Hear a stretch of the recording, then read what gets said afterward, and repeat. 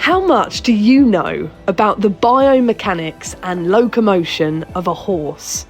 Gillian Higgins is one of the leading equine anatomy educators in the world, known for her accurate anatomical paintings on live horses, which she uses for her teaching.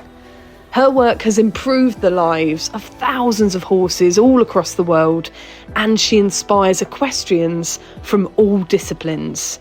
Gillian is an authority in equine biomechanics, a British Horse Society senior coach, professional sports and remedial therapist, and an author too. So what can we learn about the inside of our horses to help with their health and performance from Gillian's incredible paintings? Let's find out, shall we? Gillian, welcome to Curious Equestrian. Thank you so much for having me. I'm really looking forward to this, Anna. I tell you, I'm so excited. Seeing your equestrian art on the horse itself is just so fascinating. Take us back, Gillian. When did you start painting ponies? 2006 is the simple answer. But do you know what? I think I'm one of the luckiest people ever, because I have been able to combine my three biggest passions in life and live off it, which is just absolutely fantastic. You know, I love horses, obviously, and I've always loved horses. I evented a lot when I was younger. I evented up to advanced level. I did all my coaching side as well. So I'm a BHS senior coach. So that sort of riding side of the riding and the training. I love training horses as well. So that having that, the horsey side, and then we've got the anatomy side. I love anatomy. I know it's a bit crazy and it can be a bit of a difficult or a dry subject. Hopefully not the way I do it, but having that passion for how things work and wanting to know the why behind with the way we do things with horses, and it can explain so much and help us, I think, so much in the way we ride, the way we train, and the way we look after our horses. So yeah, the anatomy side, and then being a bit arty, being creative. I love making things. I love painting. So to combine all three, the horses, the anatomy, and the art, has just been fantastic. And perhaps I should put a fourth one in there, and that is the sharing. I love sharing information. I love education. I love it when people say, oh, that explains why we do something, you know. So having all of that combined together means horses inside out, because really, if you're interested in horses, I think should be interested in anatomy. A lot of people think, oh gosh, anatomy is difficult. But of course, not the way we do it. So by painting the skeletons, muscles, other anatomical systems on the sides of real live horses, then seeing them move, you really do get to imagine what's going on underneath the skin, and think, how does that affect my horse? How is that going to affect what we ask, and whatever discipline, whatever you do with your horse? It is just fascinating. I love it. When was that moment that you first thought, I'm going to paint the anatomy on the horse? Well, it didn't quite happen like that. It was more of an organic, sort of natural thing. So I started off, at the time I was working as a coach, and I was working as a therapist, traveling around, treating people's horses, helping people from that side of things. And I actually started off just doing some workshops. I was on the local BHS committee, and I started off just doing some small training clinics, really for my clients, to answer many of the questions that I was getting from the sessions. I'll group them all together, and perhaps I can show them some basic massage techniques or some stretches and some strengthening exercises that they can do to help their horse. So I started off just doing these small workshops, and my mum was a primary school teacher. She had some kiddie paint in the shed at home, so I just used a little bit of paint to indicate where some things were. So a circle here and the dot there, and then the last one in the series was all about movement and assessing movement. And I thought, I know, I'll put a skeleton on. So half an hour, notice that, half an hour, you might think, loads of time. Half an hour before the first presentation, I put a skeleton on my then horse, Freddie Fox. It was not good. I look back, at the time I thought it was amazing. And it was amazing for the first time I'd ever done a skeleton. But you have to appreciate now, when I'm doing a lecture demonstration, we normally paint two horses, and so two sides of two horses. I allow 6 hours to do that. People do not realise it takes that long. And part of the process is I want it to be really relaxed for the horse. That to me is massively important. The horses can go and have a bite to eat, have some grass. Of course, we need to have time for a cup of tea as well. The horses are eating a hay net, normally under heat lamps to help the paint to dry, keep them warm, that sort of thing. So it is a very relaxed process, and part of it is waiting for paint to dry. I spend a lot of time doing that when painting horses. But yes, it does takes a long time. So the first time really was back in 2006. It was the last in this series of courses, and we just did them at the local livery yard where I kept my horse Freddie at the time. And I was big into eventing back then, and the Event Horse Owners said, the Event Horse Owners Association, would you do a lecture demonstration and with this, because they saw the pictures, and then someone else did, and literally it just happened. Every event or little demonstration or course that I did led to another one, and it just snowballed, and I couldn't believe it, really. It wasn't planned out exactly, not in the very beginning. It just happened. And I think when you're passionate about something and you pour all your energy into it, it just works. And and I love it now with Horses Inside Out. So we will be celebrating 20 years of Horses Inside Out next year, which is very exciting. But we have a whole range of different courses now. So from horse owner courses to the full-blown lecture demonstrations to courses for professional therapists, for coaches, where for people doing their BHS exams and they need to learn about anatomy, biomechanics, that side of things, to massage and Pilates courses. So there's such a big range, and that variety is great fun. When you first thought, I'm going to paint the skeleton on this horse, did you think, by Jove, I've had a genius idea? Was it a real light bulb moment for you? Did you think this? No, it was a year later. I kind of went, wow, this is right.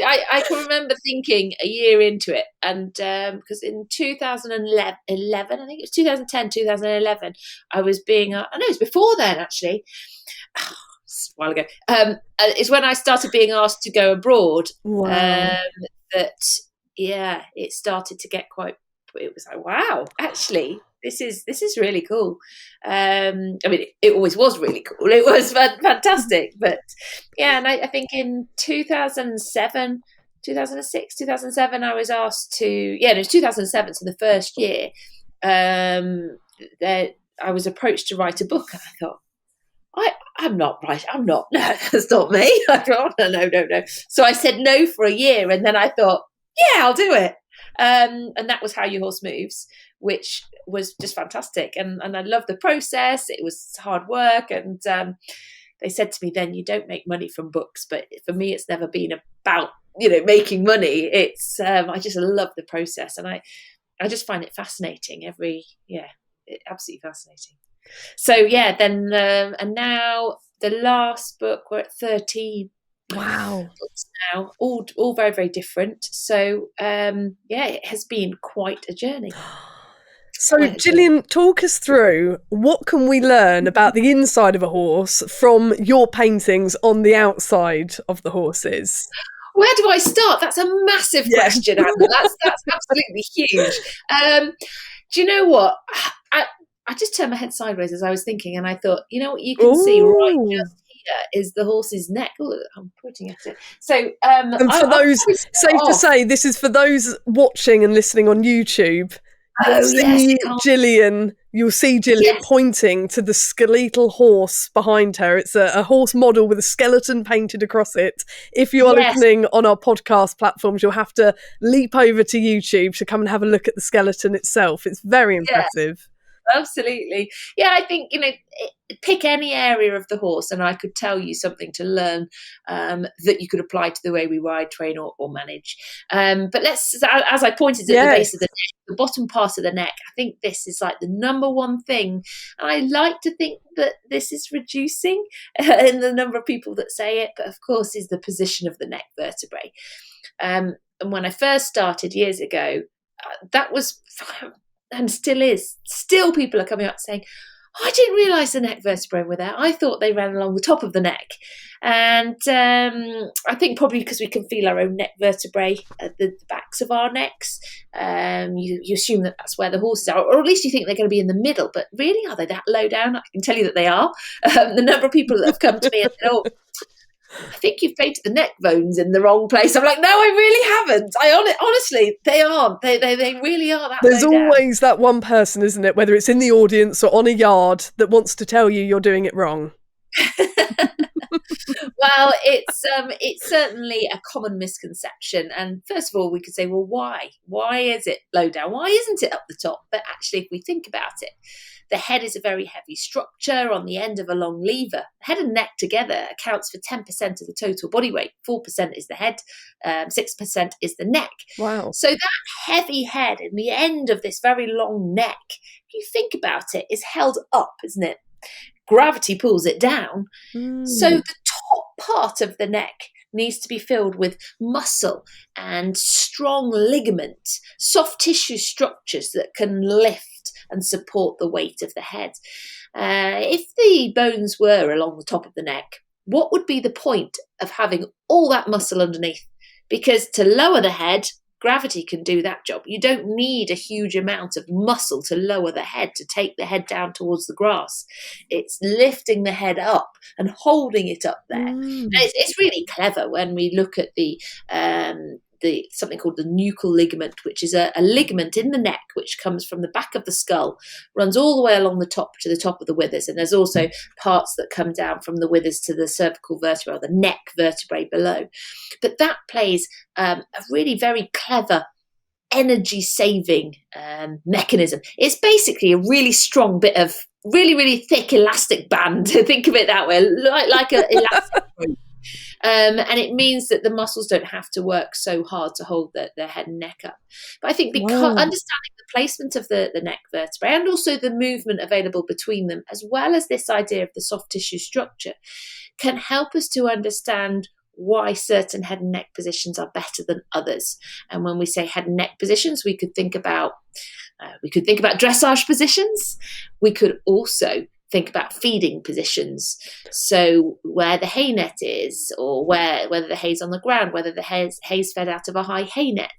When the horse is being worked, whereabouts is the level of the poll in relation to the withers? Are they really high, or are they level with, or are they low? And also, how far away is the head and neck? Is it sort of concertinaed in, shortened, or compressed, or is it elongated? So this understanding of the anatomy, I think, is so important. And I mean, obviously, I could go into masses more detail there, but I've actually got a whole webinar, online presentation in the Horses Inside Out Academy, all about understanding the head and neck. And 2 hours of there's masses of information all about that. So pick any area, and you get an appreciation of just how important this understanding anatomy is. And I think basically horses were never designed to be ridden. Yet we come along, and as soon as you add the weight of the rider, or never mind the rider, just put any weight on the horse's back, a little bit like us humans,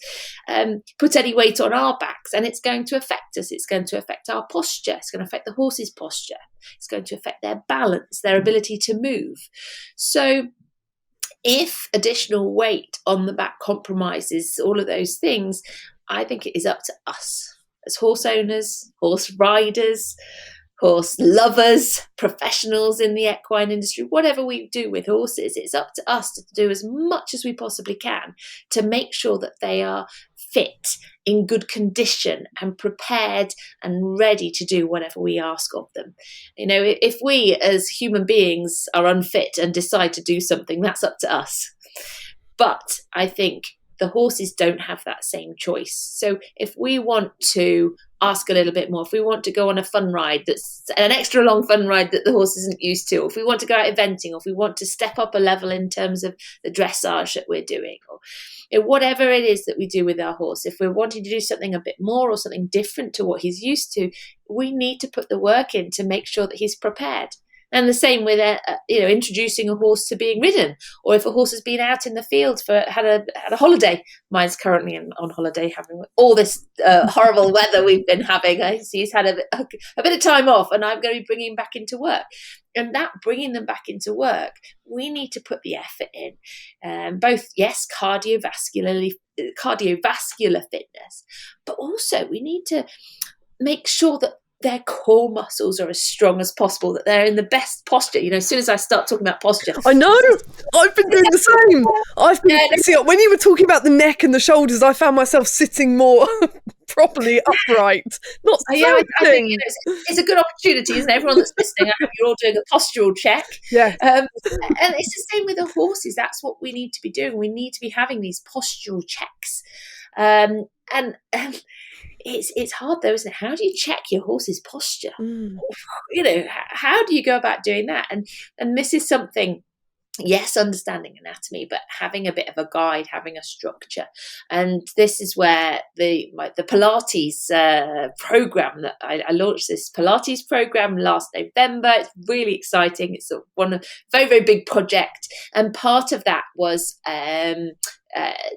we designed, like we call it, I've got one here actually, the Pilates exercise planner, and in that I take you through how to assess your horse's posture, how to assess your cardiovascular fitness, and just ask you, just to get you thinking really, to all these different things about your horse's condition, about the weight, about their movement, about straightness, looking at all aspects of the team and that support your horse, so that then we can say, right, what condition is my horse in? Have I done everything that I should be doing to take responsibility for my horse's health, my horse's musculoskeletal health and posture? And then, of course, it leads into what Pilates exercises you can do from the program. So it's a really quite an educational system, really, this Pilates program that we've got. And from there, it's a matter of deciding which exercises are going to be best for your horse. And being, a busy person and a horse owner, like I know we all are, we want exercises that we can fit into our daily routine, things that we can easily do, so that it's not taking up any extra time. If we're leading the horse to and from the field or to and from the arena each day, is there anything that we can do at the same time during that leading, during that moment? Or when we're grooming, are there certain exercises that we can almost do without noticing? I'm a big advocate of trying to fit things into the routine so that we get as much out of it as possible. So I've forgotten what your question was, but I just think I've gone off on a tangent there. We love a tangent. I asked you what we can learn. Right. It was a big question, and we're deep diving because I asked you what we can learn from your paintings on the outside of the horse about the inside of the horse that we can't see. And there is so much. Much we can learn. Yeah. And I love on your website, and I urge anyone who hasn't seen your website to go and have a look, the videos of your painted horses in slow-mo going over jumps and watching each bone, each muscle, vertebrae move in action. Mesmerizing. Because I love to watch horses do groundwork on the lunge in front of me. I love watching that horse move where I can see them in action rather than being in the saddle and actually not being able to watch the horse. But to see them painted is just transfixing. You must find that with all of your audiences, that almost sort of gasp when you see the horse in motion. Yeah, it is. It's really very special. Have you heard of Edward Muybridge? It's a test for you, isn't it? Ooh. He is I'm going to call him the grandfather of biomechanics and equine locomotion. Not just equine, other animals as well. And although you won't recognise the name, I bet if you think about a museum that you've been into, you will have seen photographs of black and white horses. And they usually have them in this circular thing that you turn round and you watch through a little hole and it looks like a horse galloping. Yes, yeah. That is the work of Edward Muybridge. So he originally did these series of photographs. And as I say, anyone that's studying biomechanics or locomotion of either equine or animal or human at some point will come across his incredible body of work. And so all these black and white photographs of the horse moving. And I was so inspired by that. I was like, I want to do a modern day version. I want to do that with horses. Obviously, skeleton painted on, riders in a skeleton bodysuit. And so I embarked on this journey of attempting to capture every single movement that the horse performs. Now, I think you can probably appreciate that is quite a statement, isn't it? Every single movement that the horse performs. Oh my goodness. Because every movement's different. I mean, even if you take the simplest movement, walk, there's more than one type of walk. You've got collected walk, extended walk, free walk. There's all the different types of walk. And then you've got the difference between a Western horse and a dressage horse and a young dressage horse and an advanced dressage horse and an event horse and breeds. So you can see this was a can of worms that I opened, really. And this is what led me to publish and produce Anatomy in Action, which is these slow motion videos, because the videos that we recorded, we did it in high definition slow motion so that you could really see the movements. And yes, we did walk, trot, canter, walk, pose, trot, pose, canter, pose. We did walk, trot and canter from in front, from behind, with a skeleton on in front and behind, and from above, both with a drone and on treadmill. So we did different water heights and the effect on back movement. We did different breeds. So we've got Icelandic horses in there looking at the tolt and the pace. Oh my goodness, gallop. Jumping, uprights, wide fences, bounces, cross country, jumping uphill, jumping downhill. Even like rearing, the Pissard, Levards, Capriole, Piaf, Passage, all the lateral movements. You can see this. This was huge. It took 5 years to do. I'm not surprised. Much. So yeah, Anatomy in Action. But for anybody that is wanting to learn about how horses move, want to assess movement, really good for coaches, judges, anything like that. But it's obviously I'm biased, but it's beautiful. It really, really is. And so there's a book and a video course. But yeah, that was something, and it really is very, very striking. And then everyone that sees it is blown away. It's incredible. So I've got to ask you, Gillian, we all look at equestrian art and are blown away because horses are incredibly hard and complex to draw or paint. Bones and skeletons, the detail has to be incredible to make it look that realistic. It's very subtle, it's very intricate. And you say, people are surprised to hear it takes 6 hours. I'm not surprised at all. It's huge artistry. But Gillian, you must have always been an artist, right from day one, surely. I would say I'm very arty. I loved art at school. But I did it. If I could go back in time, I probably would have done art A level, but I didn't. I just did it up to GCSE. I've always been arty, but I think the thing is, you get good at what you practice.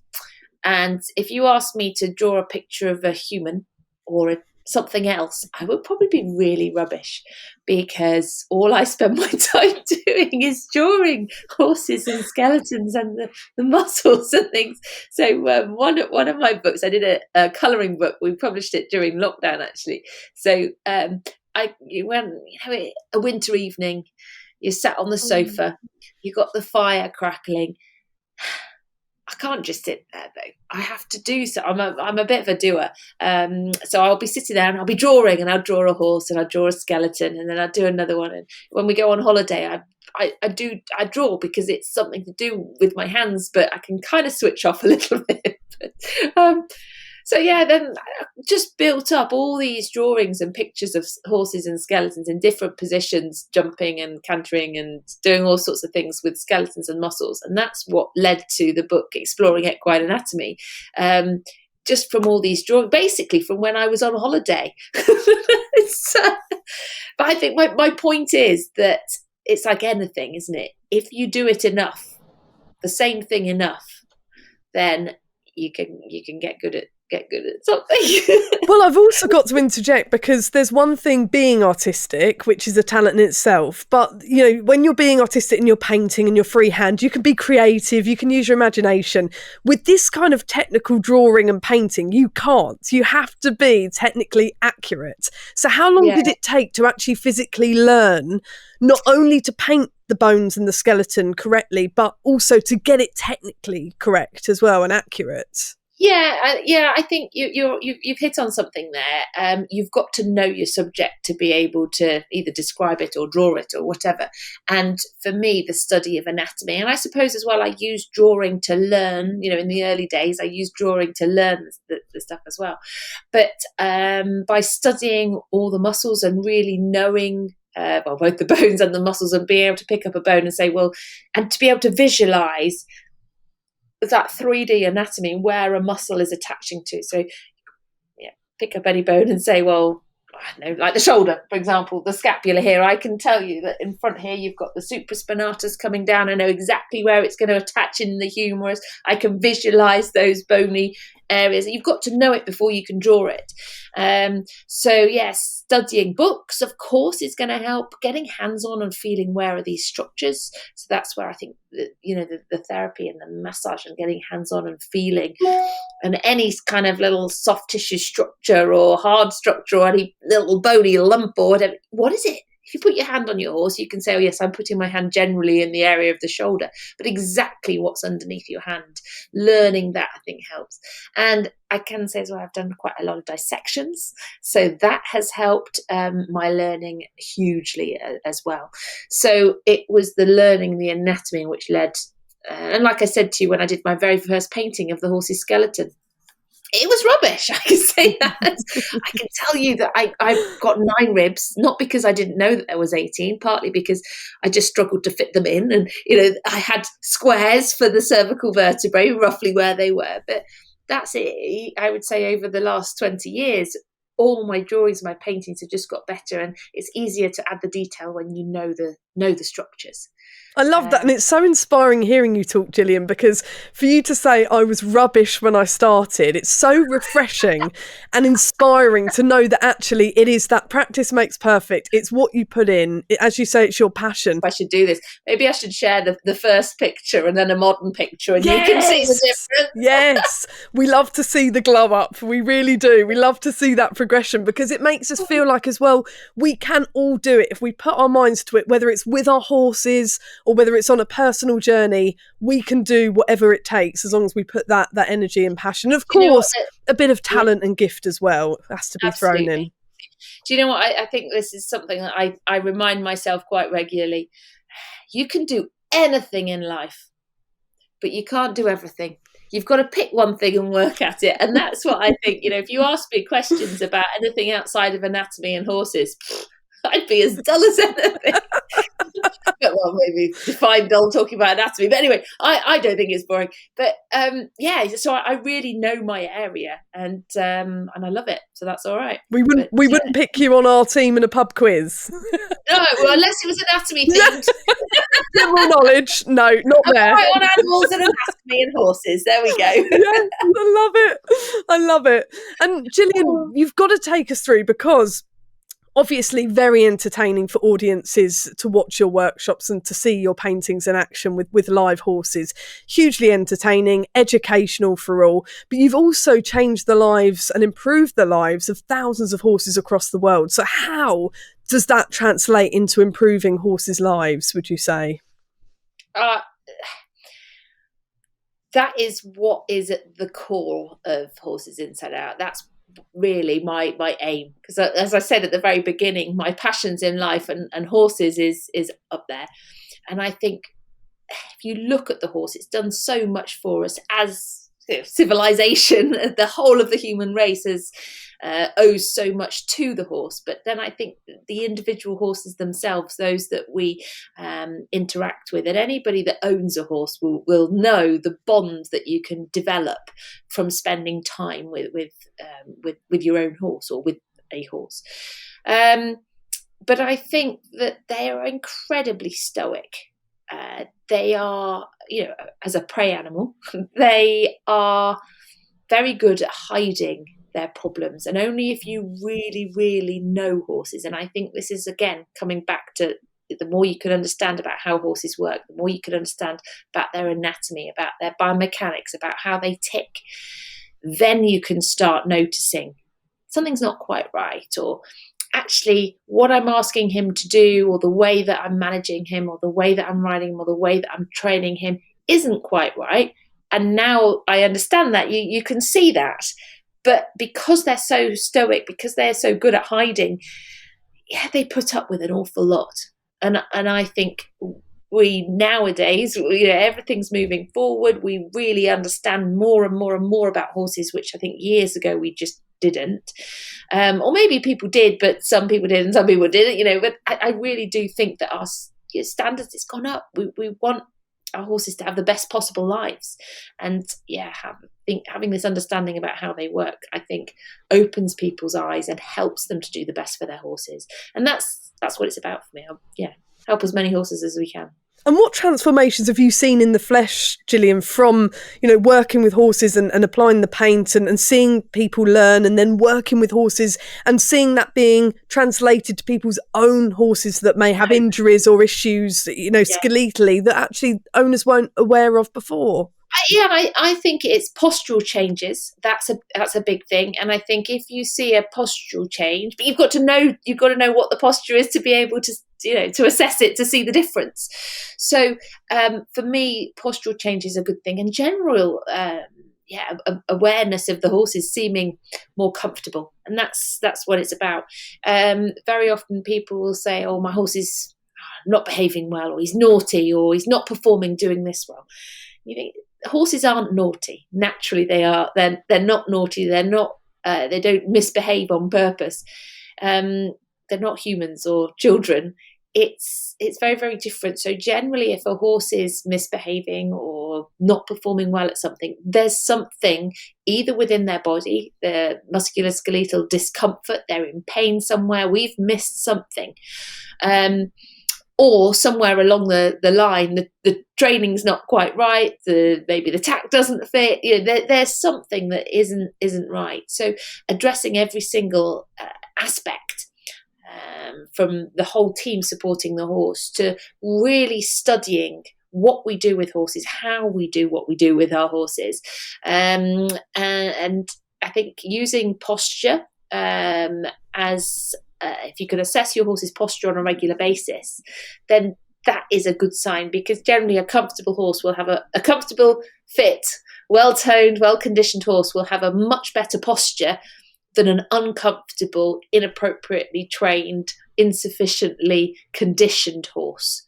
So for me, seeing a change, and sometimes I have horses here for musculoskeletal assessments and people and sort of like consultations, and they'll bring their horses here, or I'll go out and see them, and then I'll assess, we'll assess everything. We'll look at a program, an exercise program, both Pilates, maybe a bit of massage, as well as the ridden, maybe pole work sessions that they could be doing. 6 weeks later, you see a change, and another 6 weeks later you see a change. So these sort of postural changes, improvements, and it might, for some horses, it's only a very slight change outwardly in their maybe in their behavior or in how they seem.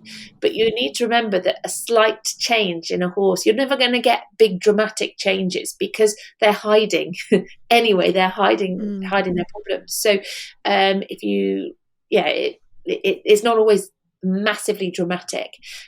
Sometimes it really is. Sometimes you see a change in their behaviour. They can go from a grumpy horse to one that wants to say hello and wants to interact with you more. So you do see big changes. That must be so rewarding for you as well to see that transformation. And I think as well, the owners or the riders saying, "Wow, he's so much better, and I can feel closer to him," and so you get that sort of that connection. And I think as horse owners, we know our horses. You generally know if there's something that's not quite right. And the trouble is finding sometimes what that problem is, identifying it, because there's so much we have to learn. And I would say, as a horse owner, and I think everyone out there that owns horses will understand this, you learn something from every single horse. Generally, all horses come with some form of issue or problem that you've got to learn about and you have to manage. And then you come to the end of the journey with that horse and you think, right, the next one, for example, I've got one with sweet itch and allergies at the moment. So I'm, hot on learning as much as I possibly can about that to get it as good as possible. And I'll be thinking the next horse, I'm going to make sure it doesn't have sweet itch. It'll have something else. And I'll have an opportunity to learn about that. And this is the thing there. Every single horse is different. There's something that we can learn.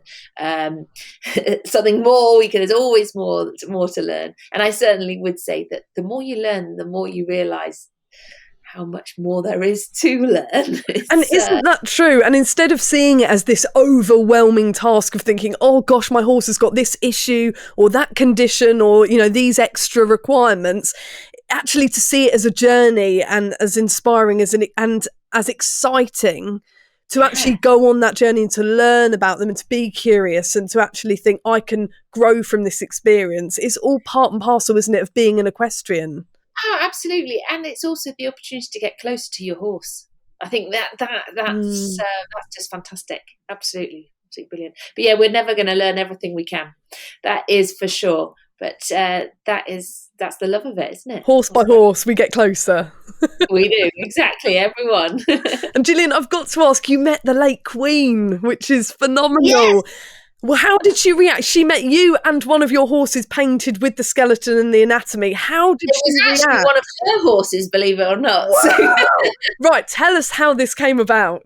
Oh, so this was at the Hyde Park Barracks in London, and I'd been going there to do some training and with the soldiers, some lecture demonstrations, and there was a day I think she was coming to name one of her new drum horses. So she had a drum horse coming into the regiment, or who finished his training or something like that. And so she was coming round, and so obviously we painted the horse, especially for the Queen. And so it was fabulous to meet her, and she I think she was very impressed with it. She actually commented on the position of the neck vertebrae, which was really, really nice. It was very special. Really, really, really special. And when you say you think she was impressed, did she give a significant reaction, or did you have to try and read her? Yeah, no, she definitely. Yeah, she said, It was a while ago now, but it was such a special day, that one. And if that normally takes 6 hours to prepare a horse, how were you feeling painting one of the Queen's own horses? Oh my goodness, yeah, getting it right, trying to make it an extra specially beautiful one. We just did one side of one horse that time, though, so we didn't do two sides of two horses. So having the skeleton on, but yeah, I think I did a good job. And of course, it was the black, their famous cavalry black horses. Cavalry blacks, yeah, that's right. Yeah. So did the cavalry learn from you that day as well as you were doing your demonstration? Yeah, so we had so very often when I'm doing lecture demonstrations or where we're painting a horse in advance, I'll get a team of people to help, the volunteers to help paint, and it is a perfect opportunity for learning, because every painting that I do, it's not just I'm painting a skeleton on a horse. I feel for the bony landmarks to make sure that horse's skeleton is correct for that horse. So if we've got 2 or 3 horses, obviously their skeletons are all different, so that is reflected in the painting. It's done by feel to make sure that the bony landmarks are accurate for that individual horse. So if you have variations in conformation or breed or type, then it's going to look a bit different. Cool. All more challenges to add to the day-to-day job. And when we talk about challenges, I mean, your canvas, if you like, is a moving, living being. How challenging is it working with live horses of all different types, breeds and personalities? Absolutely. And I think it's something that I'm very sensitive to, and to make sure it's done right. First of all, we're selective as to who's going to be the model, because they've got to be the right type of horse. If your horse loves attention and loves being massaged and being groomed and being faffed with, they're going to love it. If your horse is ticklish and doesn't like being groomed and doesn't like being touched and is a bit, give me my own space, probably not going to be the right horse. And I think as well, the painting process over the years, it's amazing how much you get in touch with the horse that you're painting, how you're breathing, and anyone, as I say, anyone that's got horses will know this, how you are, your energy inside you, your breathing. If you're calm, then the horse will be calm. If you're stressed and angry or anxious, then that comes out in the horse as well. So that's an important part. And I think anybody that's around me and around the horse that's part of the painting process has got to take that on board. And I will, if anyone's there that's a bit anxious or stressed about something, it can affect the horse. So that's something. The other thing is talking about touch, how you touch, and being very aware of how you touch. And I think a lot of people aren't aware of how they touch horses. So, if you touch very lightly or tentatively, that can be quite ticklish. Whereas if you put your hand on in a firm, calm way, I don't mean, masses of pressure, that says, I am here, everything's okay. It's like being touched yourself, by, if someone puts their hand on your shoulder, you can very often feel if it's yes, calm down, everything's okay. Or if it's I'm quite anxious. So somebody else touching you, even if you can't, see them exactly, you can pick up quite a lot of information, and I think the horses do as well. So there's quite a few techniques, so to speak, that I use when I'm painting horses to make sure that it is as much like a relaxing spa day as possible, a nice kind of relaxing massage, rather than it's got to be right for the horse. Yeah, and if it's like being, groomed and pampered, then I can imagine it would be very relaxing and therapeutic, like being massaged, like being brushed or bathed, or, things that we do to our horses every single day. I can imagine that they must get used to it and must feel like, oh, it's lovely, it's bonding, it's relaxing, it's calming. I know that some of our listeners will probably be thinking, what kind of paint does Gillian use? I'm guessing it's not just party paint out the bottle, face paint or acrylic paint. Gillian, what do you use? No, so it's I use water-based hypoallergenic non-toxic paint. So the point is that it washes off, it's a safe paint. So I do actually use different paints depending on the design that I do. So it's but if anyone's thinking, I want to have a go at painting my horse, the best thing I can recommend is either to use chalk or chalk paint pens, which you can get because they're nice and safe. So if you're thinking, I'd like to have a little go, but just make sure that your horse wants it as well. That's the only thing I would say. And you say it takes 6 hours to lay the paint down and to get it right. How long does the after process take, after the event, after the workshop?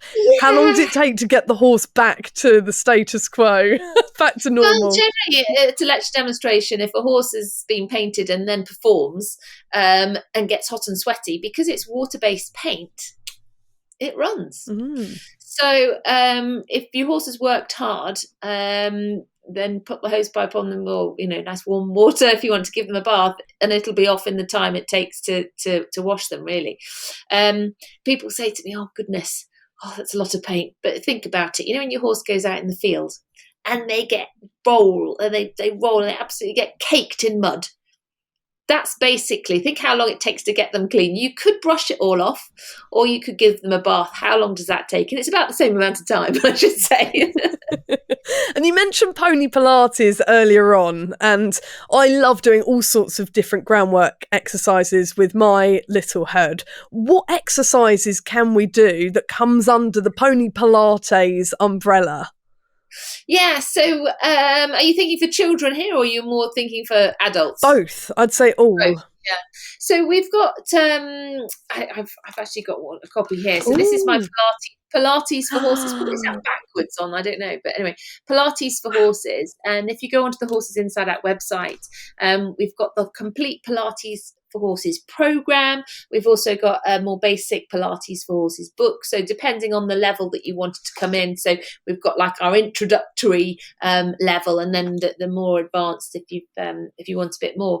But there's so much that you can do, and sometimes people say, why do you call it Pilates? Well, I think that generally people understand if you say Pilates, you've kind of got an idea that it's an exercise system that's going to be good for posture, for stretching, for suppleness, for the health of how you feel. And many of the exercises that were designed by Joseph Pilates, the Pilates system, are stimulating core strength, are affecting your balance, are stretching muscles. They're about body awareness. So many of the aims, and that's the similarity. The aims of the human Pilates system are very similar to the aims of the exercises that I recommend as part of this program. They're not exactly the same exercises, but because obviously we're talking about horses rather than humans, but there's similarities there. So we've got exercises for stimulating the core muscles, the abdominal muscles. In the Pilates, there'd be different abdominal stimulating exercises, variations on sit-ups, that sort of thing. Well, with the horses, getting them to do a sit-up's quite hard. Mm-hmm. What we can do is things like the carrot exercises, and actually the picture on the front cover of the books where we're taking the carrot low between the front legs. Actually, if you take it back and really hold it and get the horse to reach and hold, they will be stimulating their abdominal muscles. So that would be similar to us doing a sit-up or holding like a stomach crunch position. And then we've got other exercises that we can do in hand. So walking over poles, backing up, weight transfer exercises where we gently challenge the horse's balance, that can be really simple to do, but really very effective. And I think it's important to know that an exercise doesn't have to be dramatic to be effective.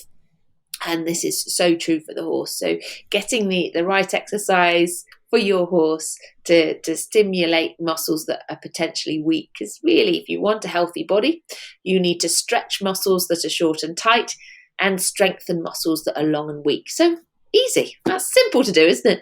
Of course, you first of all have to identify which muscles are long and weak, which muscles are short and tight, identify the weakness areas, and then which exercises are going to be best for improving it. So I sort of say tongue in cheek, say it's dead easy, but it's not that easy. But there is so much that we can do to help improve horses, but getting your eye in and then working out which is the right exercises. And actually, one of the things that I did with the Pilates program is we developed what we called an exercise selector. So you could put in on the exercise selector, you could say, my horse has got problems bending. Doesn't bend to the left as well as it does to the right. What exercises have you got? So you put bend in or bending in, and then it would come up with a suggestion of 10 exercises for that problem. Or you might put, I want to increase stride length, or I want to increase improve the collection and engagement, and it would recommend 10 exercises for you to get started, where to go. Because in the big program, in the complete Pilates program, we've got 74 exercises. You're never going to do all 74. You're not supposed to do all 74 exercises, but having this sort of, being able to define which is the right exercise for your horse, I think is a really important part of it. And I think it's so important what you've also just said, which was, it doesn't have to be big and dramatic to make a big difference to our horses' lives. And I think that's especially important when we're all busy, we've all got big time pressures and constraints in our lives. Actually, we don't need to do an hour's session or 45 minutes. We can do 10 minutes, 20 minutes with our horse. And it doesn't have to be, great long lunging sessions or schooling. It can be 10, 20 minutes of stretching with our horses when it's wet and windy and actually we're starving, we're hungry for our dinner. But doing something is better than nothing. And we can apply that to our lives as well. If we're going to the gym, I had to learn that last year, 20 minutes in the gym is a lot better than not going at all. And actually It fits in better, doesn't it, with our lives when we're all really busy and often stressed human beings. Absolutely. And I think going back to the human analogy, things like taking the stairs instead of the elevator. Well, I think with horses, we've got raised telegraph poles that we've shortened them, and they're on blocks. And so we've got a series of telegraph poles which we walk the horses on over on the way to the field and on the way back from the field every single day. So, okay, it's only one set. but that's twice a day, every single day, without having to take up any extra time. I always say backing your horse up on the way to or from an arena. If you're leading them anywhere, why not go backwards? If you're going to give your horse a treat, instead of just giving them a treat, give it to them in between their front legs or round to the side. So you're very quickly doing one of these exercises that at a time when you would have been giving, you're nearly doing it anyway. You've just had a slight variation in your routine. So there is a lot, and like I mentioned before, some of the weight transfer or the reflex stimulating exercises you can do when you're grooming. So especially if you've got a rubber curry comb there and you're giving them a good rub down, then you can very easily fit in some of those exercises in very, very easily without it taking more time. Because like you say, we're all busy. So what we can do, just little changes, can make a big difference. And I love actually seeing that difference as well. So I've started doing the sideways stretch where you use a treat to get your horse to bend its neck round back to its, I was going to say rump, that's probably not the technical term, flank. Yes. I'm showing up how little knowledge I have of the biomechanics, Gillian, so I do need to learn. But to get their head to bend round, their neck to bend round and take a treat from their side. And actually, the horses started off very tight, not being able to bend their head side to side. And now they can pull their head and their necks right round, to the side. And you can see in physical terms the progress each week. And I love it because they find it fun. It's stimulating. It's great for them physically. Also, they have to work for a treat. They're not just getting a treat at the gate for standing there looking cute. They're having to do something for that, which I think is another great way to give a reward to our animals. Yeah, and it's a great opportunity to improve the bond between horse and human. And the other thing you saying about seeing the improvement, have you ever gone to a yoga class or a stretching class or something like that? And the first time you go, you think, oh my goodness, this is terrible. And the instructor will probably say to you, just practice this at home this week. And do you practice? Probably not. The next week you go and you're surprisingly a bit better. And then the third week you go and you're like massively better. And it's not because you've been practicing in between. And you think, but I'm not really doing this stretching very often. But you go each week and it does seem to get better. And this is all due to the nervous system. So if you repeat something or do a movement, it's not just that suddenly your muscles have got longer. They don't technically get longer anyway when you stretch. It's not because suddenly your joints have got an increased range of movement that wasn't there before. It's more to do with the nervous system learning that it can do it. So the body, if you do something regularly, the body learns that it can do it. If you don't do it, the body doesn't quite know it can use itself in that way. And this is exactly the same with the horse. So we want our horses, just like for our own musculoskeletal health, we want our horses to know they can use the range of movement, because then they're going to be able to perform even better. And when I say the word know, I don't mean a conscious awareness. It's more the nervous system understanding that improving the movement. So it really is amazing. You do a little bit, it does make a difference. I need your Pilates book, not only to learn the actual terminology rather than just winging it, but also to learn more stretches and more activities, because I do the sideways bend with my horses, and I also do the one that you mentioned between the front legs, take the treat, draw them down. The idea was to teach them how to bow, but we haven't got that far yet. They do just take the treat between their front legs. But that's a really interesting one, because it really does test them. They're not used to getting that low with their owner, their person, their human. They're not used to making these shapes with you. So again, like you say, you're almost building trust as well at the same time by getting that close to them as well. Yeah. And I think it's really interesting, because if you speak to a lot of horse owners, they'll say, oh yeah, I do carrot exercises. But I think we need a little bit more precision here, because if you take the carrot between the front legs, if it's somewhere near the chest, or if it's in between the knees, or if it's by the fetlocks, and how far back it is, or how far forward, or if it's slightly off to one side, or if the horse isn't standing quite square, or something like that, you can have a amplitude of variations stimulating slightly different muscles or slightly different joints depending on where you put the carrot. And the one coming round to the side, how high is it? So are you closer to the hip, closer to the back, or are you more closer to the abdominal line, or are you somewhere low down near the level of the knee and the hock? And how wide are you from the side? So when you take the carrot round to the side, you literally touching the horse's the side of the horse's abdomen with that, or are you a foot away from the side? Because that will, a horse is not going to fold in half like a piece of paper. So you need to sometimes give them space to come round. So if you're bringing the carrot round to the side, but further away from his body, that gives a very, very different exercise. And this is why when we talk about the Pilates program, there's 74 exercises, because actually I want people to understand that there is a difference between, a carrot placed in one position and then 10 centimeters higher or lower, or to the left or to the right, because it really, you can be very, very precise. And I think it's this attention to detail that we really need. So instead of just vaguely going somewhere around to the side or vaguely going here and hoping for the best, if we want to make a difference, then really understanding the anatomy and the biomechanics is and that's why we've got the level one kind of Pilates with the basic introduction, and then the super seemingly more complicated one. But it's just that precision. And if your horses are like mine, they now know, they associate it with the treat, so they now do their bends with their head round to their body, and they'll do it just to ask for a treat, which looks very funny.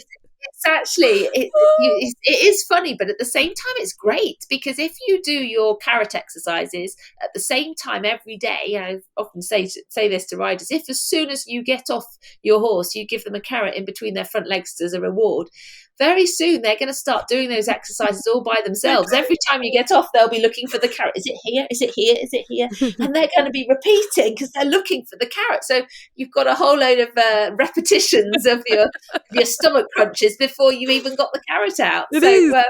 It's great. Like, look, Mum, look at me. Look how great I am. Give me that treat now. And Gillian, before we finish and before we say goodbye, I've got to circle back round to what we were talking about earlier. And you mentioned that horses aren't designed to carry us humans.